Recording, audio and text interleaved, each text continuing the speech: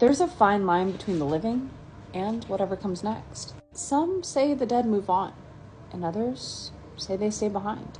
But what if they're watching and they're waiting for you? Welcome back to Supernatural Scoop, where the stories are real, the encounters are terrifying, and the things lurking in the dark, well, they might be closer than you think. Also, excuse my dog's pitter-patter.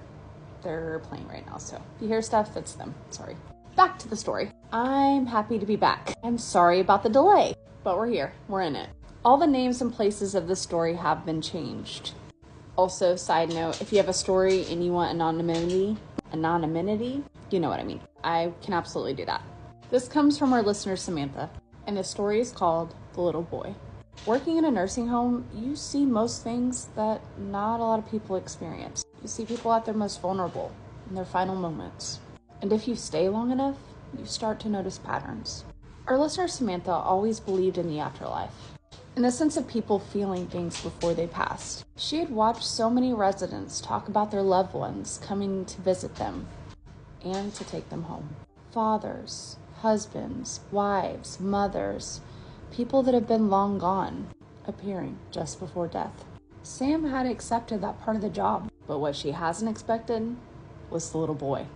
You see, when the residents saw him, it wasn't peaceful. Sam had been a nurse at her nursing home for nearly 10 years, and she had seen her fair share of creepy and eerie things. There are signs when someone's about to pass. Their energy almost shifts and get this faraway look in their eyes. Sometimes they get a burst of energy before their bodies give out, almost like one last moment of clarity, which is typically called the rally. And of course, there's a thing that she learned to accept: the visitors. And not the living ones, only the ones that the patients can see. It happens all the time. The patient will be in and out of consciousness, and suddenly they start to smile and whisper things like, "Mom is here," or "My husband's waiting." And almost every time, within a few days, minutes, they're gone. She never really questioned it until she started hearing patients talk about him. The first time was when she was checking on Mrs. Dempsey, who had been at the nursing home for several years. She was nearing the end. Her body was frail. She was exhausted, but her mind was still really sharp. That night when she walked into her room, she found Mrs. Dempsey staring at the doorway, almost looking far off into the distance. She squeezed Sam's hand and said, "He's standing there peeking at me." Sam turned around expecting to see someone, but there was no one. Mrs. Dempsey proceeded to say, "He's giggling. He's going to wake everybody up." She seemed pretty irritated. Sam smiled and nodded and told her she'd make sure he gets back to bed. Mrs. Dempsey died the next morning. Mr. Wallace, one of the more independent residents, scowled at her one evening and muttered, "That kid needs to stop running up and down the hall. He's going to trip someone." And Mrs. Grayson, a quiet woman who didn't speak much, grabbed her hand and said, "He keeps hiding under my bed." Every single time a patient mentioned this boy, they passed within a day or two. And it was never angry. It was never violent. It was just a presence saying, "Time's almost up." But then Sam saw him too. She had been working the graveyard shift that night. As she was walking back towards the break room, she saw him, just ahead of her, half in the shadow, standing perfectly still. A little boy who looked about 6, with dark hair and old-timey clothing. Someone from a different time. And his little feet almost glowed against the linoleum. He wasn't moving, he wasn't smiling. He was just watching her. And when she blinked, he was gone. But she didn't have much time to think about it because a crash came from the end of the hallway. Inside, she found an elderly man slumped forward in his room. His oxygen tube had came loose, and his lips were blue.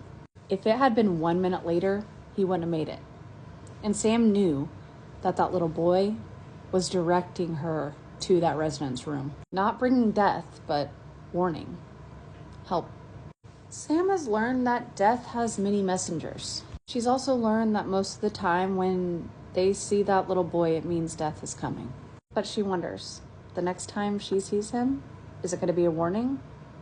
Or is someone else coming to the end of their road? Samantha is not the listener's name. She didn't want to reveal her name, and I totally respect that. Again, I can do this anonymous, and it's totally okay. But thank you for writing in. Have any of you worked in a nursing home? Have you experienced something similar to this? Comment below.